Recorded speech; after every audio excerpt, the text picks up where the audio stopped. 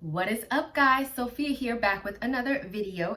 And if you're new to my channel, don't forget to subscribe and hit the notification bell to stay updated on all my videos. And also don't forget to check the description box because I put a whole lot of stuff in there, including my Patreon. Now, in today's video, I'm going to be talking about you don't have to rush. A lot of people feel like as soon as you meet somebody, you have to rush into a relationship and figure out where it is going and figuring out if this is your man, if you got to marry. You don't have to do that. In the famous words of Casey and JoJo, you ain't gotta rush. You don't have to rush, no love.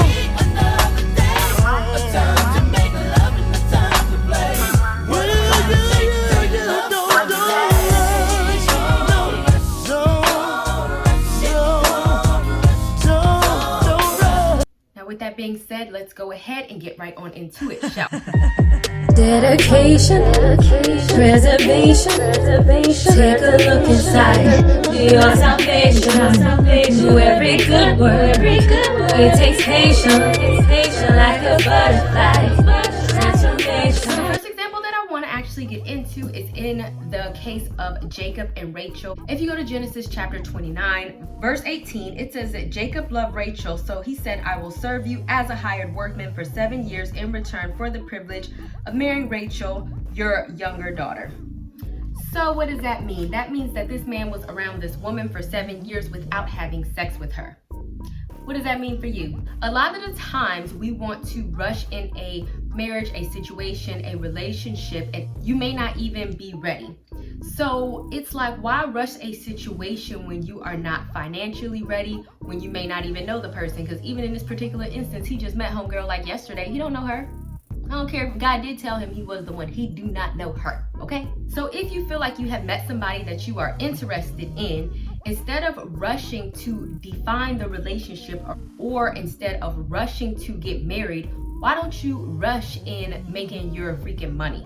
Both of you can do that, because what is for you is going to be for you. If it is meant for y'all to be together and you are working on your empire, he is working on his empire. If it is going to be and y'all are working on getting to be with each other and y'all gonna be together anyway, the only thing is going to get y'all is more money, and by the time y'all figure it out and you come together, then you gonna have more bank anyway. What harm is that?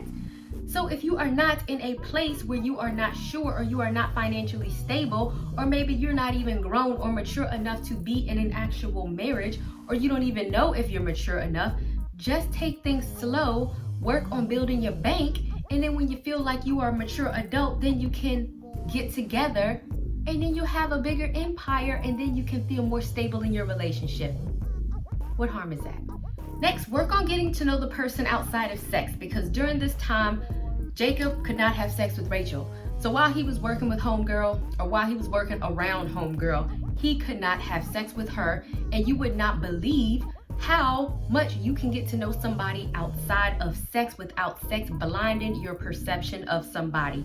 You could absolutely think that you may want to marry somebody, but if you have sex with them within 4 weeks, a week, a day, an hour of having sex with them, you are so convoluted, or your brain is so convoluted with falling in love with them, or you think you're in love with them, that you can miss a whole lot of red flags. Or if you meet somebody on the street, you're just gonna invite them into your house. I completely hope that you would not do that. Who does that? I don't know. I hope you wouldn't.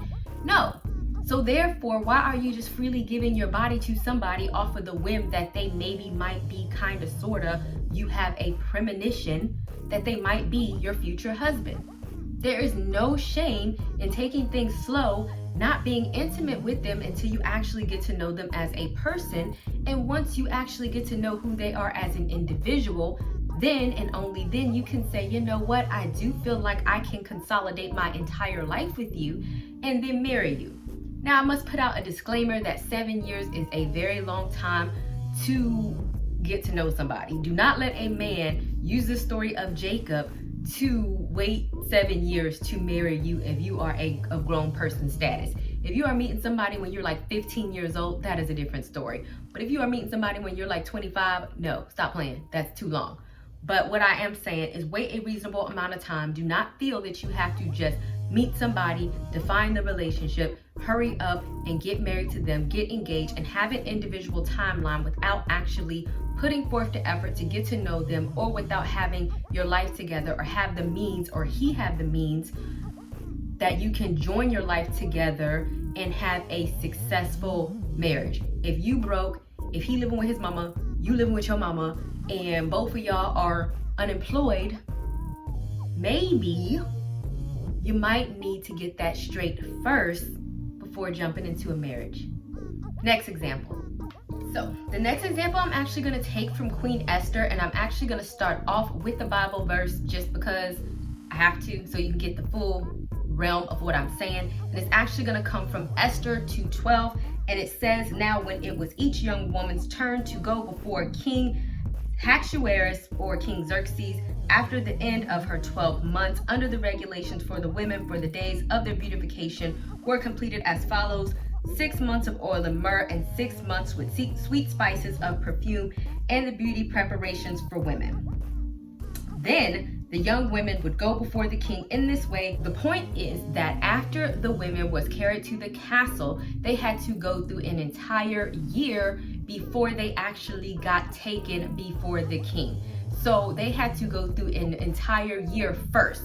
And then there was probably like a line, like a waiting list, before the woman had to go to the king. So then months after that, they probably had to wait. So what is my point?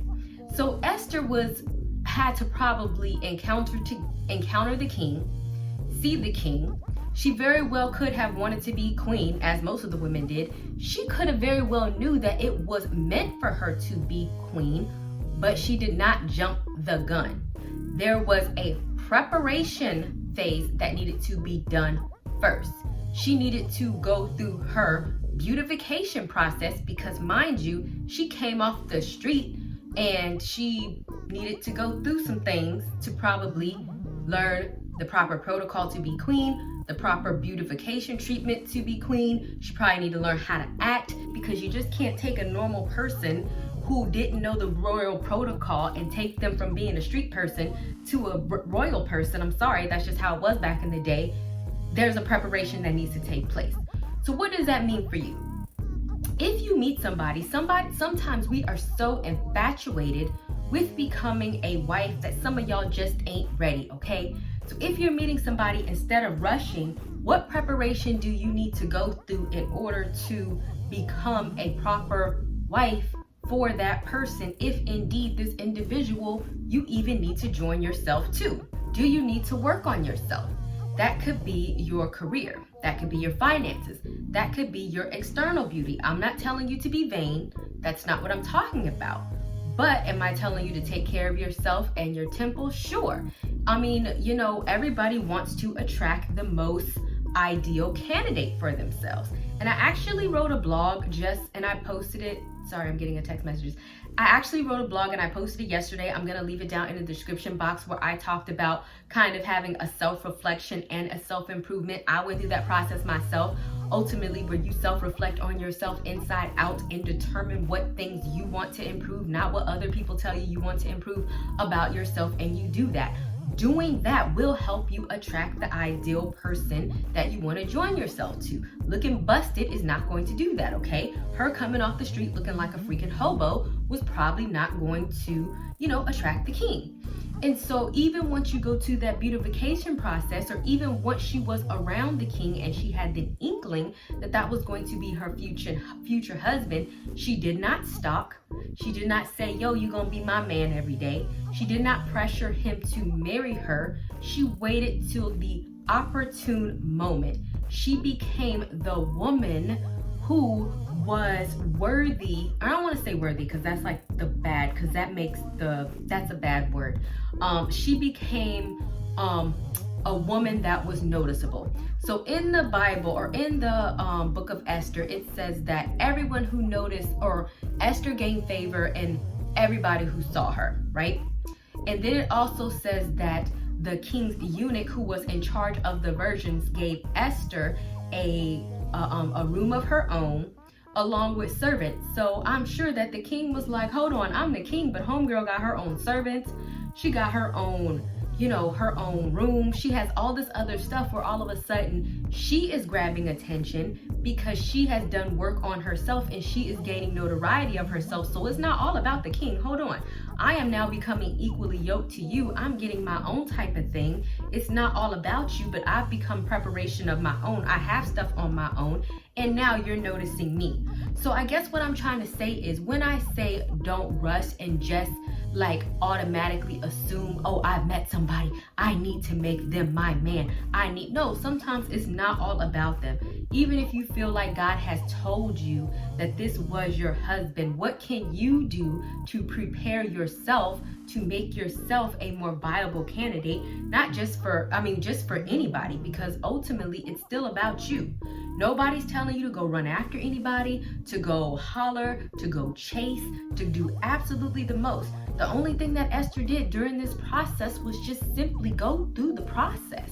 She simply just gained favor. She simply just, got a special place in the castle and got her own servants and made herself look better and got a special position. And during this process, instead of chasing after the king probably started noticing her. And when it did come to her, when it did come time for her night to be with the king, she inquired upon the king's eunuch, hey, what does the king like? Now, this might be a little stalkerish, but in this day and age, why don't you just get to know the person? What do you like? What do you, not in the bedroom, in this case it was the bedroom, but what do you like? What are you about? But in this case, she asked upon the king's eunuch. He told her, and therefore when she went to go spend the night with the king, as soon as he had the night with her, he loved her more than all the other versions. And I'm sure that wasn't just because of that one night, but because of the reputation that she had built on herself prior to that he had probably heard of.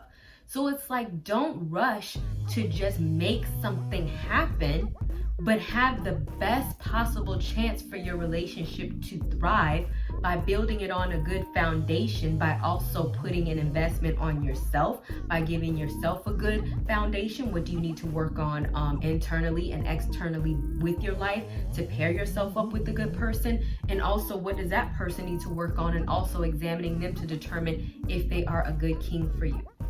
All right, guys, so that's all the tips that I have. So remember, there's no need to rush. You can work on yourself. You can work on, they can work on them. You can determine if they're a viable candidate for you. You can say no if you feel like they are not a viable candidate for you. Don't feel like as soon as you meet somebody, just because they are a man and because they show interest in you, that they must be your husband. There is time to determine that, and if any point during the process you see any red flags, just because they are a man, that doesn't mean that you have to be like, oh, they're a man and they showed interest in me, even though I see that they're crazy and they're broke and they're not financially responsible. They showed interest in me. This is the only thing there is. All right. No, you can walk away. And that's the point of not rushing in, seeing somebody who they actually are, and actually you becoming a good candidate yourself. Because the moment that you determine that they're not a good fit, you could just go on to somebody else, knowing that you're a good fit for everybody else because of the type of person you are. Right? All right, don't forget to subscribe, and I will see you guys another day, another time.